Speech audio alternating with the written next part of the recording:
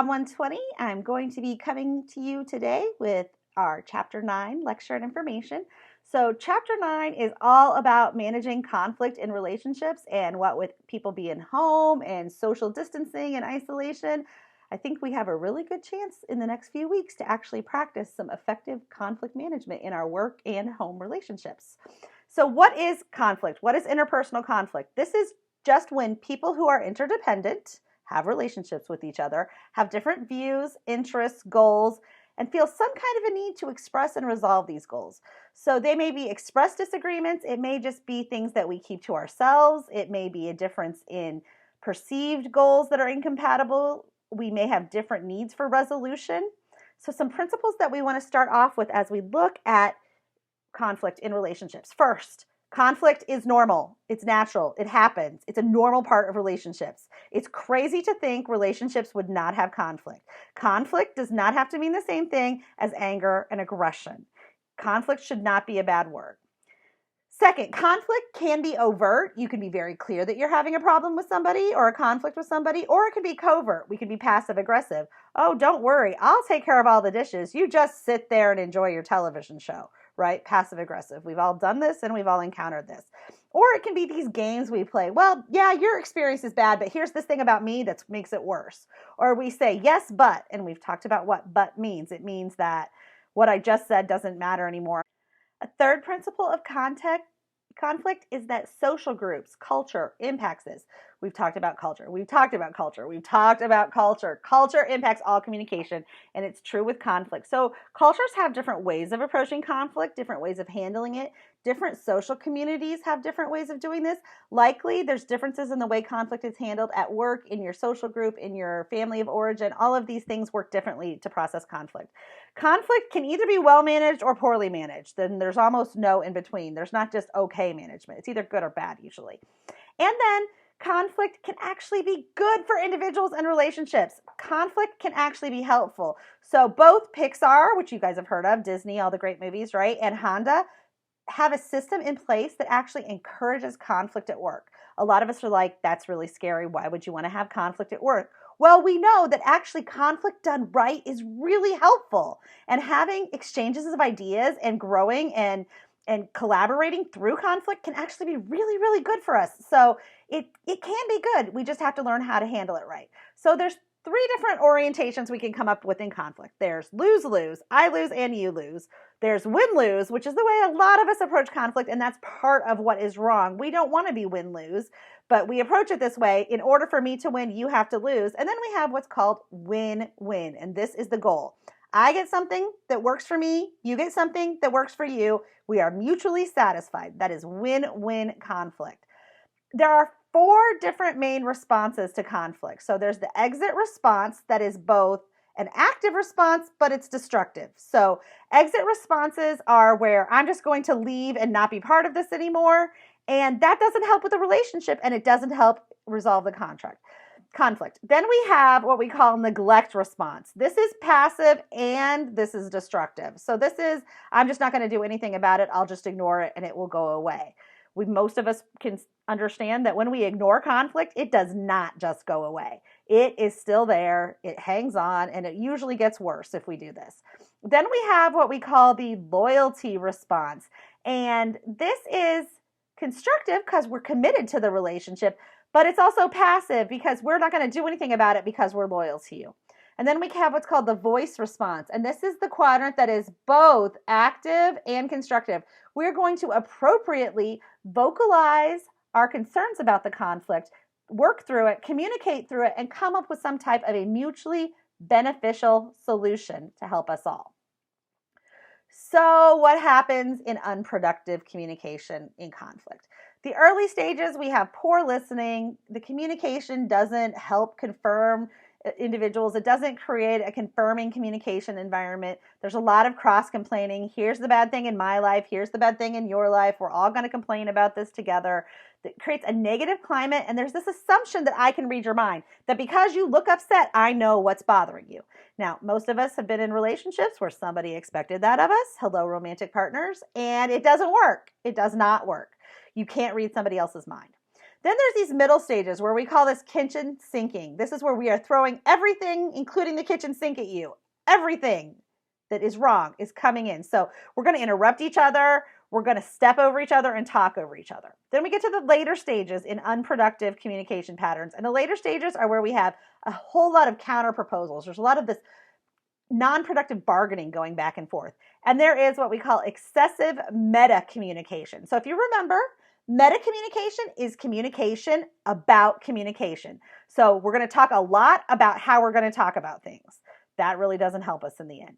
So what does constructive communication look like in conflict? In the early stages, this is where the communicators are going to really recognize each other's right to have feelings, recognize the other person's concerns, validate a person's right to have those concerns and feelings, even if we don't agree with what their concern is, or we don't feel the same way. Remember that all of our experiences, all of our culture has led us to this assumption or to this point of decision, and it may be different than the other person's because we've all experienced different things. So we're going to validate their personhood and recognize their right to have their feelings and their concerns. In the middle stages, we're going to really want to focus on the main issue, agendas, making sure we're sticking to the agendas, making sure we are doing what we are supposed to be doing. We're going to very much just work on the things that are right in front of us. We're not going to interrupt each other. We may need to stop for clarification and ask those questions that we've talked about in active listening. So what I hear you saying is, did I get that right? Or hold on a second, I don't understand what you mean. Can you clarify this for me, please? But we're not going to interrupt to give our point and to try to make ourselves heard. We're only going to interrupt for clarification. And we're going to continue to recognize the other person's point of view. I can understand how you got there. I see why your experience might have led you to see this, feel this, think this, those kinds of things. And then in the later stages, we're going to do what's called contracting. And this is where we're going to come up with that mutually beneficial solution that works for everybody involved.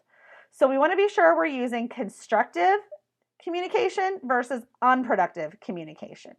So what are some actual skills to help us manage conflict, right? That's what everybody wants to know. We need to know exactly what we need to do. So a few things. We want to look at the relationship level. So we want to focus on the other person as a person, and we want to focus on the relationship and what things mean in the context of that relationship. We want to communicate supportively. What I hear you saying is, did I get that right? Wow, I can see how, based on your experience, you might feel or think this. We want to listen mindfully. So what is mindful listening again? Remember, this is where we're going to focus on just what is in front of us. We're not going to focus on our to-do list. We're not going to focus on 30 other things in the relationship that need fixed. We're not going to focus on our list of grievances. We're going to focus on the issue right in front of us. We're going to own our own thoughts and feelings. So no more of this, you make me feel. Remember, nobody makes you feel. You choose what you feel. So you're going to own your own thoughts and feelings. You're going to say, when this happens, when you do that, this is how I feel. Focus on those I statements. We also want to check our perceptions. Are we reading our conflict person right? Are we reading that correctly? Are we reading them right? Are we getting the right message from them? When they cross their arms, we think they're mad. Are they just cold? We've talked about that one before. So we want to be sure that we're checking all of our perceptions and we're getting the right information. Another thing we want to do is look for points of agreement, especially in a conflict that seems insurmountable or really just so big you just don't think you can handle all of it. You really want to look for those places where you agree. Where can we agree? And then we can start to resolve conflict from there. And then you also want to look for ways to help the other person not feel disrespected. Saving face is kind of a terminology. Don't publicly humiliate the other person, even if it turns out they were wrong and you were right. There's no reason to do things like that. And then you want to kind of do some forecasting. You want to think about, in the future, how am I going to feel about this solution? In the future, how am I going to feel if we don't resolve this conflict? So you want to definitely be thinking about the future. So then we move on to social media. Social media and conflict. Most of us have experience with conflict on social media. It is everywhere on social media. Sometimes just for the sake of having conflict, people are stirring up stuff just to have conflict. So can we actually make any impact on that? Well, from our previous classes, you know that we can influence our circle by doing the right thing in these situations. So first of all, don't get baited. There's this term called flaming, which is where people excessively insult online and they do things to prod and poke and see if they can get a rise out of you. Ignore them. Those aren't people that you're actually having conflict with. They're trying to just create a problem. So you want to be sure you don't get yourself into a conflict where there really doesn't need to be one. You also want to, use the resources. Say, hey, maybe we need to take this to a private message. Maybe we need to actually talk about this in person. This is probably not the best place to be doing this. And then again, check those perceptions. Avoid conflict because of misunderstandings. Check your perceptions. And remember, other people have a right to their feelings, just like you have a right to your feelings. So social media, conflict ridden. How do we actually communicate effectively during conflict? So first of all, focus on the overall communication and system. Focus on how you're speaking. Focus on what you sound like. If you sound like you're yelling at somebody, are they going to listen to you and want to work with you to resolve conflict? Probably not. Then we want to make sure we time conflict purposefully. It is closing time. It's been crazy. The day was nuts. We're closing up shop. Is this the time to go to our boss with a major conflict? Probably not. This is where we say, hey, I need to speak with you about something. Is there a time that we can do that? And then set something up for in the future at a time that makes sense for both of you. The goal is always win-win. So how can we come up with a solution that works for us both? The goal is not I win and you lose. The goal should always be mutually beneficial solutions. You want to honor yourself. You want to honor the relationship, the person that you're in conflict with, whether it's a romantic partner, a family member, a friend, a coworker, a boss. You want to honor that relationship and that person. And remember their personhood. Don't forget that they're a person. And then one that just kind of covers everything. Remember to show grace where you can and when it's appropriate. Sometimes people are going to make mistakes. People are going to do dumb things. You do dumb things, I do dumb things. So we want to be sure we're extending grace wherever we can so that we're not giving unrealistic expectations about what people need to do to keep us happy. We want to be sure we're extending grace. So some questions I want to give you that are going to help you slow down, kill an argumentative, aggressive interaction, because those are something that we need to start with first to kind of put the damper on. So the first question you can use to kind of kill that argumentative, aggressive action is going to say to somebody, what do you mean by that? Tell me more about this. Expand on the idea.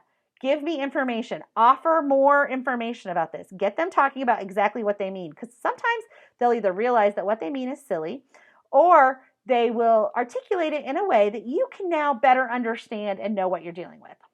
The next question is, how do you know that to be true? So that goes to source credibility. Where are you getting your information? Is this a logical place to listen to, or are you getting your information from Bob down at the bar? We want to be sure that we're paying attention to who our source is. And then number 3, where did you get the information? Not just how do you know it to be true, but literally where did it come from? So for example, Bob down at the bar said he got it from this other place. Well, that's kind of where you get your information, but you really are getting it from Bob, not from the other more reliable source. So you want to be sure that you let them qualify the source. Where did you find this? When did you find this? How did you come across this information? You got to ask these questions though without being aggressive and pushy, like you actually want more information from the person. And then the final question is a hypothetical challenge. Okay, great. You've got a good source. It's credible. You've got information from a good place. I understand what you mean. What happens if you're wrong? Just imagine for a minute that your point of view on this is completely wrong, and then ask them to think about what it would mean if they were wrong. Sometimes that can be a way to move in and get into a real dialogue instead of an aggressive, argumentative situation. So there's some information for you guys on conflict. We're going to be doing a few activities on conflict and some information about what that looks like. So watch for Blackboard for the activities and watch.